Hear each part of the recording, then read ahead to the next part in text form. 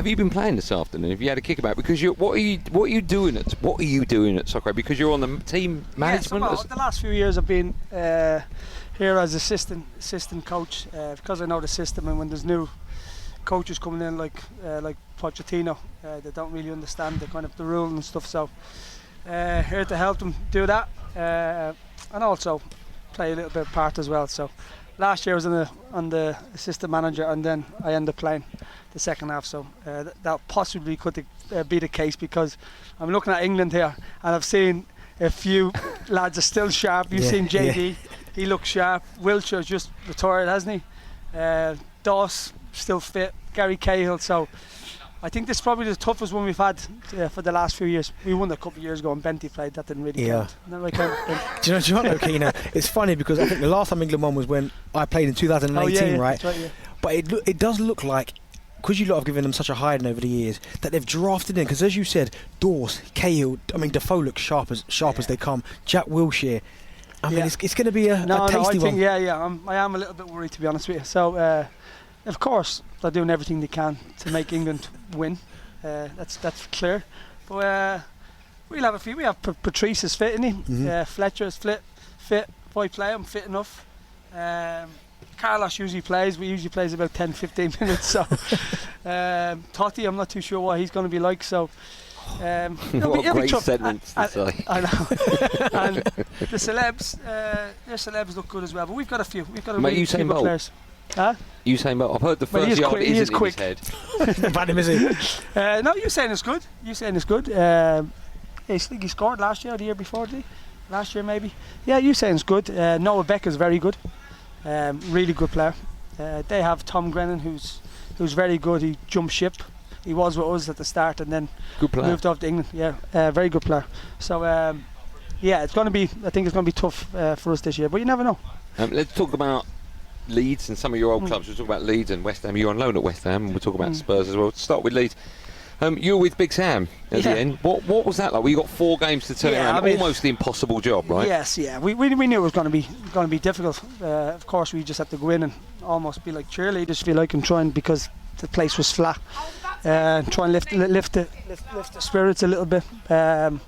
Unfortunately, the games we had: Man City, West Ham, Newcastle, and Tottenham. So we knew it was going to be a tough ask. I think if Sam went in, early, maybe in January, I think we might give himself a chance, because he's so experienced in terms of them situations.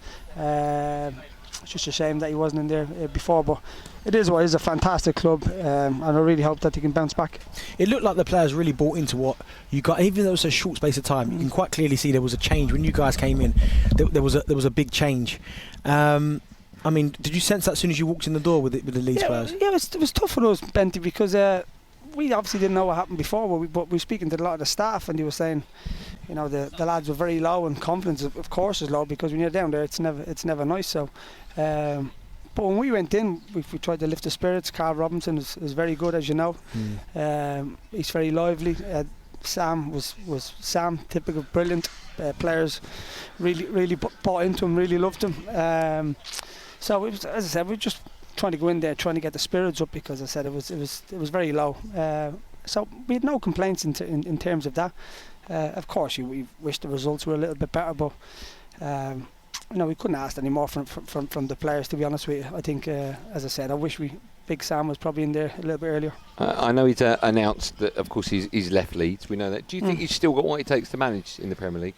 Oh yeah, I think if you speak to any of the players at Leeds, I think they'll say how much they enjoyed working with him. I think he doesn't get the credit he deserves. How clever he is, and what he's brought to the game. He was one of the first, wasn't he, to bring all the stats and everything to the game. But not just that, his man management is very, very good with the players. Very, very good. Keane, I want to ask you about another one of your former sides, Tottenham. Listen, they've had a bit of a struggle this year. Just can't seem to find the right man in the dugout. Has it surprised you how the Conte situation, first of all, didn't work, and how they found themselves in 8th? Yes, maybe a few months ago, January, I really thought they were going to get the top 4. I thought they were nailed on for it, and then obviously results turned very, very quickly. Obviously, there's a few problems that they had with the manager. Of course, I mean, if you expect someone like Conte, everywhere he's been, he's won trophies. Same with Mourinho, and unfortunately they didn't then. But hopefully now they have the right manager. I've obviously been at Celtic. I know a lot of people up there, and they speak very, very highly of him. I think he's very good with the players. Man management's very good, tactically very good, and he likes to play, if you like, the Tottenham way. Yeah. A bit of style on the front foot, a bit of aggression, a bit of speed. So I think the Tottenham fans will like it. When you were at Spurs, of course, you were everywhere you went, actually, a legendary goal scorer. One they've currently got, obviously, is Harry Kane, the England captain. What's his next move? I think if he's going to leave, I think this is going to be the year. I think, because he's been very, very loyal to the football club, and I don't think anybody would begrudge him of leaving now. I think he's been an unbelievable servant. Of course, I would want him to stay there, but I think, selfishly, but for him, if he wants to go and win trophies, if you got a new manager coming in, it's almost like you're starting again, aren't you? So, how long does it take that manager to settle in to get a winning team? Of course, I'd imagine he's going to bring his own players in, and if they're top players, to help maybe get an FA Cup or get to the Champions League, would that possibly keep Harry there? I'm not too sure, but I wouldn't be surprised if this year he moved on. Keane, they're talking about him and he's been linked to the Real Madrid. Now, obviously, you made the move abroad to Inter Milan. Why did you make that move first and foremost? And would you encourage him if the option came up? I know you said you would prefer him to stay, but if the opportunity to go abroad, how can you turn it down? I mean, I was at a different stage in my career. Was it Wolves you left to go there? Coventry. I was only 20. I was too young.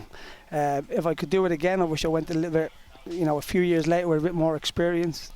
But Harry, he's played all over the world in terms of international football and Champions League, so he gets it.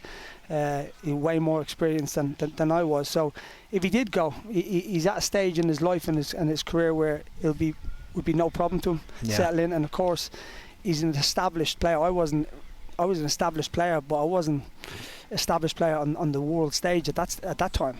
Harry is, and Harry's quite capable of going to Real Madrid and being their talisman, because we know we can score goals. We know since he was a kid. He was always had that hunger and that desire, and his record speaks for itself. To score 30 goals in a struggling team in the Premier League, I think that says a lot about him. Finally, let's talk about another one of your clubs. You're on loan at West Ham, right? I didn't know this. I don't know if Benton knew this, because we've been here all day, so I've not been listening to talkSPORT. But the West Ham owner, David Sullivan, confirmed on talkSPORT this morning that was Declan Rice's last game for the club. Which I've just found out because I've been here. Well, so did I. First, are you surprised about that? And if so, either way, where do you think he'll go? I'm not surprised. No, of course. I think Declan is a top player, and I mean he's another one. I know he's a little bit younger, certainly than Harry, but I think he's been the last 4 or 5 years he's been an incredible player for West Ham. And again, I don't think the West Ham fans would begrudge him of going to a top team. He could kind of probably pick his team. Where he's gonna go, I'm not too sure. But there's no question he's a top 4 team player.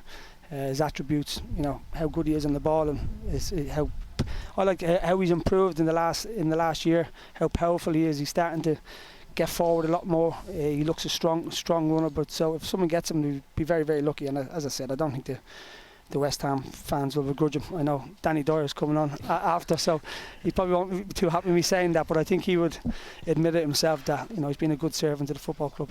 You've been wonderful. Thank you so much for coming. Nice a real pleasure. Good you to here see tomorrow? I'm going to Istanbul to watch the game. Okay. I'll be back on Sunday. Right? We'll catch up with you then. Nice one. Cheers, guys. Thanks very much. There you go, the proper legend. That was Robbie Keane. talkSPORT Drive with Andy Goldstein. Monday to Friday afternoon from 4 on AM, on DAB, via the talkSPORT app and on your smart speaker. talkSPORT.